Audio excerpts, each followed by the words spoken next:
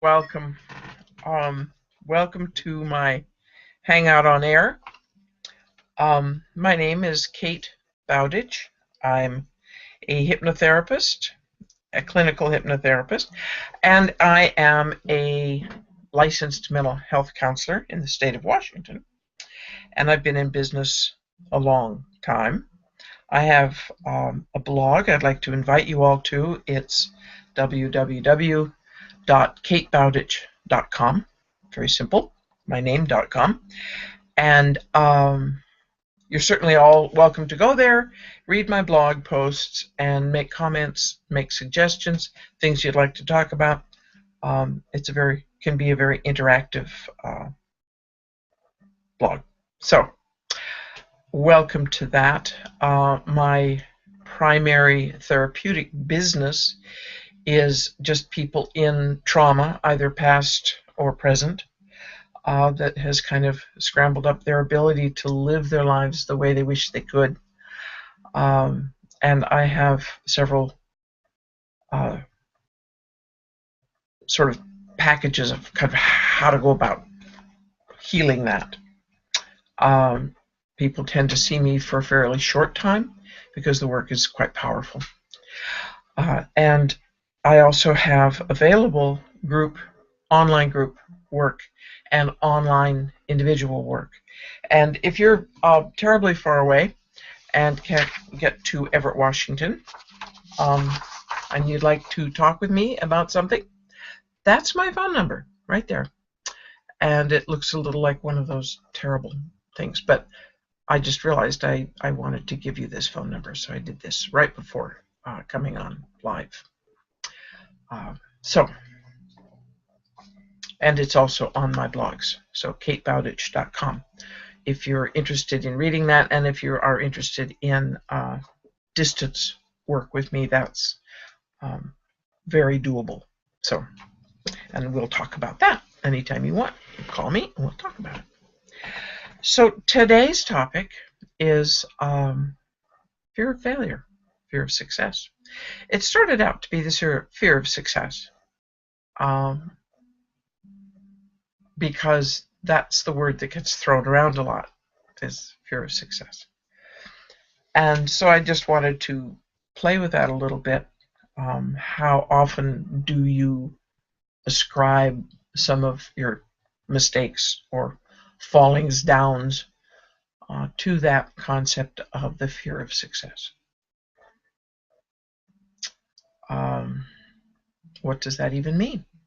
Why wouldn't I want to succeed? Why wouldn't we all want to succeed?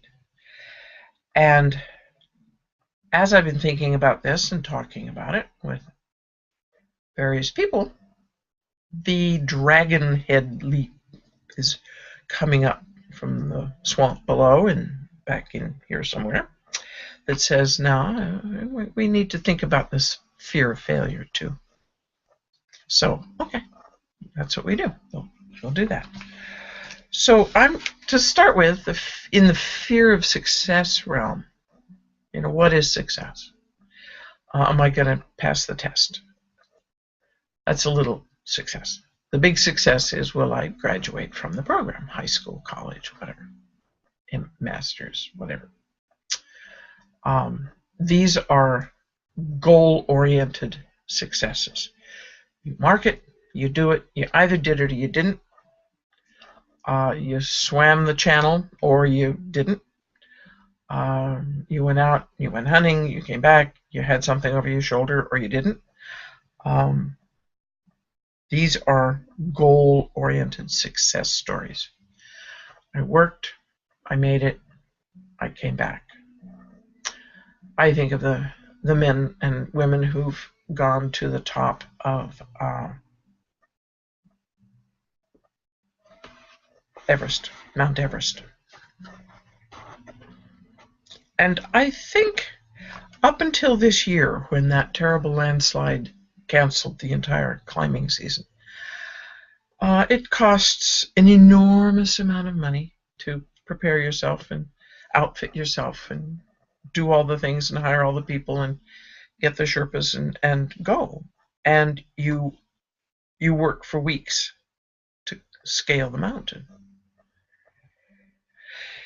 And you get approximately 30 seconds at the top for your photo op, and they take you down, and you come back down. So your success is really a photograph of yourself. And the rest of the experience, of course. But being at the pinnacle is a very small moment in time. And then you come down the other side. I was talking with someone today about the Super Bowl and how the Seahawks won the Super Bowl. And it's just been this huge joy in Pacific Northwest. It's just still the topic of conversation. And then, it's winter and spring and summer, and another season will start in the fall, and it's a whole separate season. So it's like mountains. You go down the valley, come up to another pinnacle, down the valley. So there are those pinnacled success stories where you work very, very hard and you do it and you win. And sometimes you work very, very hard and you do it and you don't win. Everest is littered with bodies frozen in the snow. Football history is littered with the teams that worked very hard and didn't make it to the Super Bowl. And so there are those moments that you want so much, and yet somehow, right when you know it's important, you lose the map, you forget the time, I was run out of gas, so your car doesn't get there. There are these little things we do that trip us up so that we cannot get into that final place where we can either make or break the deal up there. And in a sense, we slough off before we even get to the challenge. And that's always a curiosity to me, why that is so. Why do we do that? I want to be in the race, but I don't practice, so when I have the first trial, I don't even make it, because I didn't practice. It's like going to a spelling bee and you haven't studied your words. I know in elementary school, they would whip out, girls got to have these jacks competitions. Boys didn't play jacks, girls played jacks. That's the way it was. So I liked playing jacks. It was fun. I was pretty good at it. And my best friend and I were always in the first playoff. My best friend. And I always lost. I couldn't imagine what I would do if I beat her. Now, she had no trouble beating me, and she made it up through a couple of ranks before she got knocked out. And that happened every year from, I think, about 3rd, 4th, 5th, and 6th grade. So, and I certainly didn't practice because I didn't really want to beat her. I didn't want to beat my best friend. That's something that I knew she liked to do as much as I did. So I think about that. And I've been thinking about, it's funny how that popped up just now, and just as I'm thinking about this whole business of success. And part of the difficulty with success, that if you win the first round, you have to win the second round. And then people start looking at you, and you better win the third round. And the pressure starts mounting on you. So that your success many times isn't a pinnacle at all. It's the first of many, many steps. And there may be part of our voice not spoken, and we have those voices, that really won't do that. Now, I know in my family, if you did anything well, anything, you better do that for the rest of your life. It's going to be great. You can do hundreds of them. Didn't want to do hundreds. I just wanted to do one. And I wanted to do it really well and have it, put it on my wall, and then go and do something different. But there was always this thing that if you did something well, you were really supposed to do it forever. And that kind of soured me on doing things well for quite a while. I didn't want to do something forever. So that whole business of commitment to the whole project, when you really just want to have the experience of the first part of it. You think about that, and the issue there is to speak your voice, speak your truth, and get clear. I really want to do this cross stitch very well, or I really would like to take some beautiful photographs of this trip. No, I don't want to be a photographer for life. No, I really don't want to do cross stitching for the rest of my life.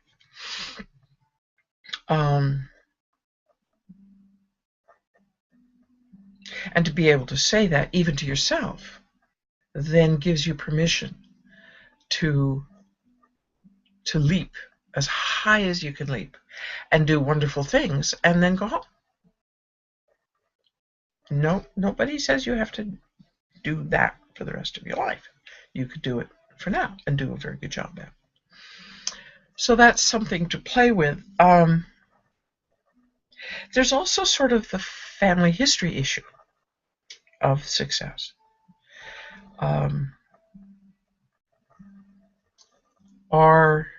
Is your family story one in which Grandpa built the factory and we all are beholden to him? So if what you really want to do is go out and go fishing every day and maybe somehow that's what you really want to do, and you'd like to work somewhere else in a way to support your fishing, that sort of is frowned on by some families.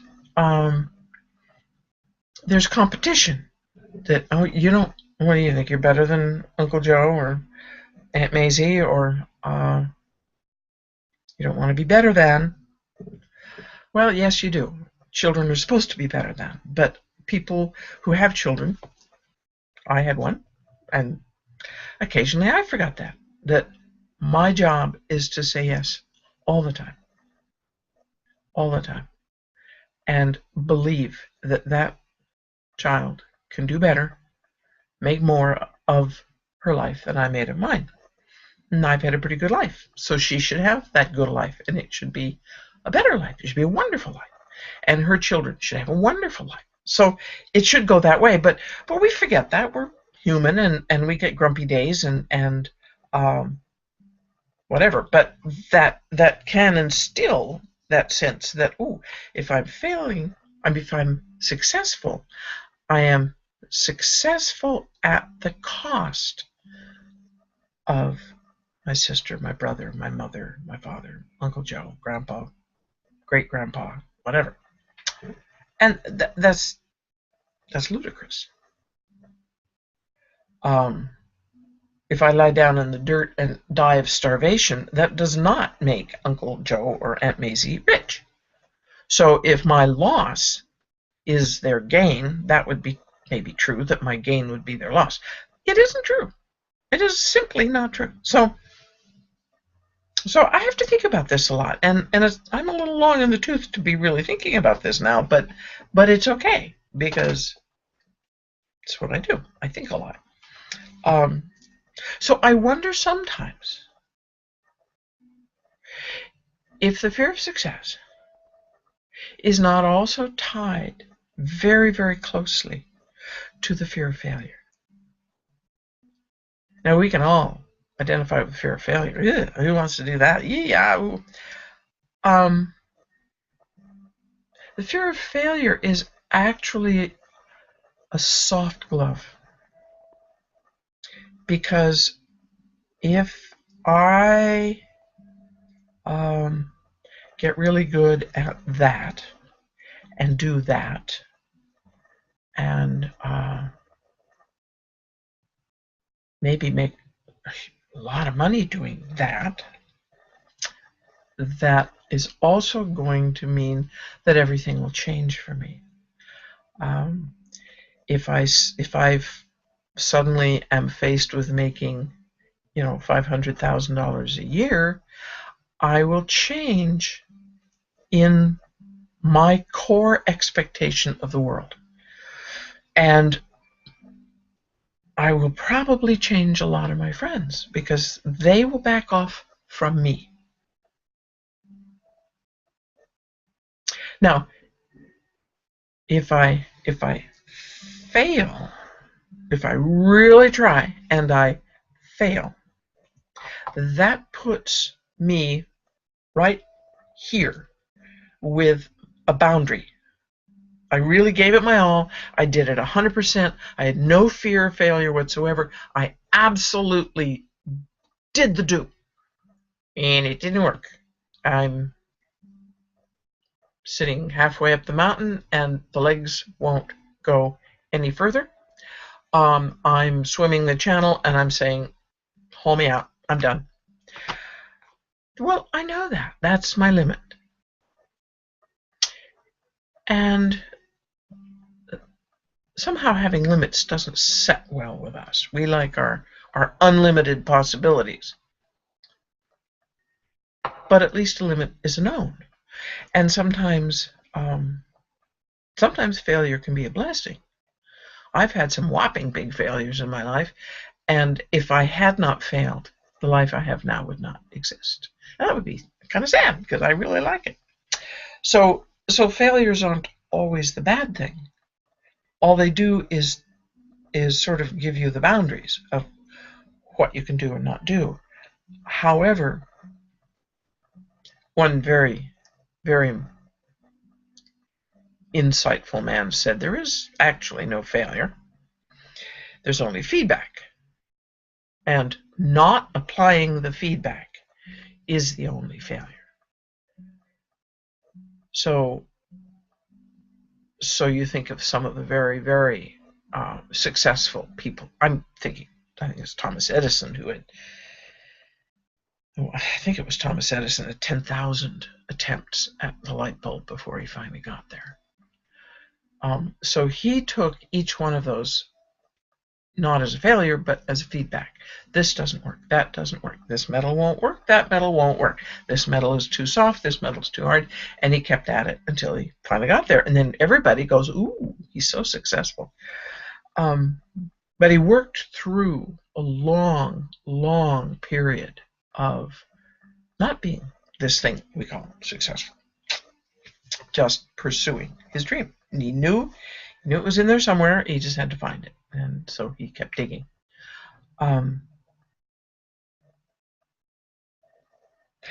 The big fear, I think, of big failures is the loss of esteem.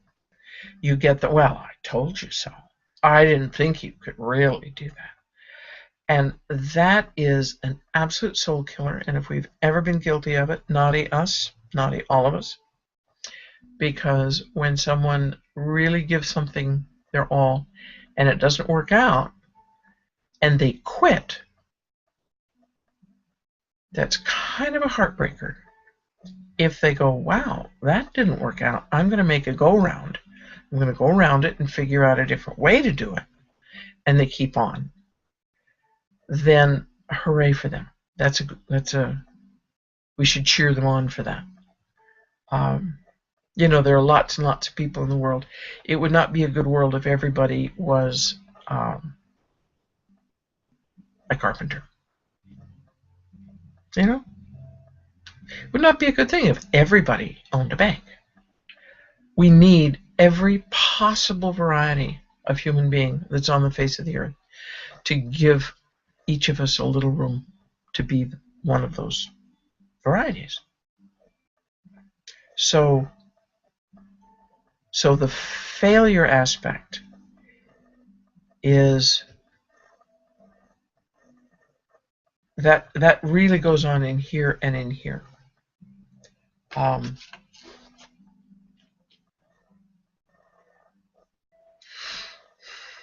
go back to Everest. There's one of the frozen people up on Everest is a couple, and basically the rule is that if you fall during a hike on Everest, you're dead. Doesn't matter whether you're alive or dead, you're dead, because nobody can come get you. Nobody can rescue you. They don't have the time or the energy. And a man lost his wife. She pooped over the edge, and she lost her footing and fell into a crevasse, or not into a crevasse, but just down the valley. And he jumped after her. Was that a success or a failure? I don't know. They're both still down there. You can see them next time you're hiking up on Mount Everest. But there's something that acknowledges the reality of what is in that story. He absolutely knew she was gone, and he absolutely knew he couldn't function as a human being unless he tried to get her back, knowing that once he jumped, he was gone. There's something interesting in there. I'm not quite sure what, but there it is.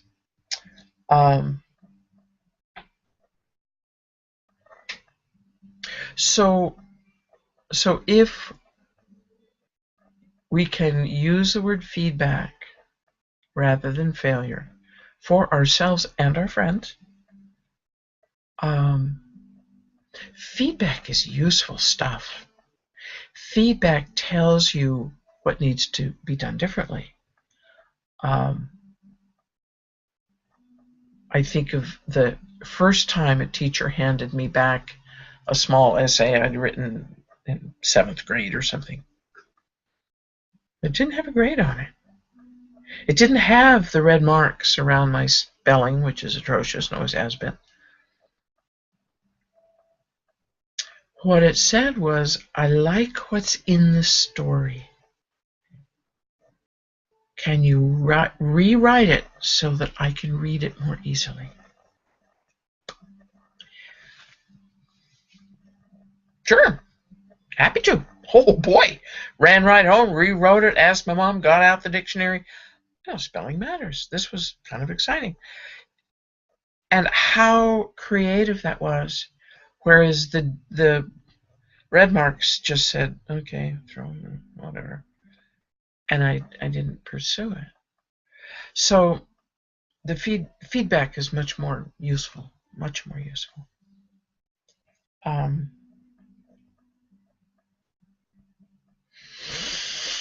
So how does this apply to daily life? How does this apply to the big thing of success, the big thing of dare I try to really be good at what I do? Dare I try to really talk to other people about what I do and get enthusiastic about what I do? Let them see that what I'm doing is wonderful and fun for me. Dare I do that? Because if I don't succeed, whatever that means, if I'm not, I don't want to be president, so that's not success. I don't want to be the most or the best, or I want to just be wonderful, and I want certain things that matter to me enormously, and I want to work very, very hard to get them. Whereas there can't be a failure in there. There's no room for a failure in there. So that's just something to think about. In fact, I was so excited that I really wanted to just talk about this, that somewhere about 1 minute to 5, I realized that I usually do these things on Sunday. And this is, in fact, Friday. Did I fail? Or did I succeed? I don't know. But I'm going to leave you with that. That your your successes are all out there waiting for you. That's all. They're just waiting for you. And your failures, oh, we've all failed. I fell off roller skates, fell off my horse, walked into walls, fell off cliffs. Piece of cake. Feedback, keep at it. Keep at it. So that's me for tonight. And this is Kate. I'm Kate. I hope this has been fun. I hope you will think about some of these things. If you have any thoughts or ideas, please go to www.katebowditch.com and leave me a comment on my blog. I would love to hear from you. And I think I'll be back on Sunday, and I will have to just sort of sit and think about this wonderful Friday evening. Thank you and good night.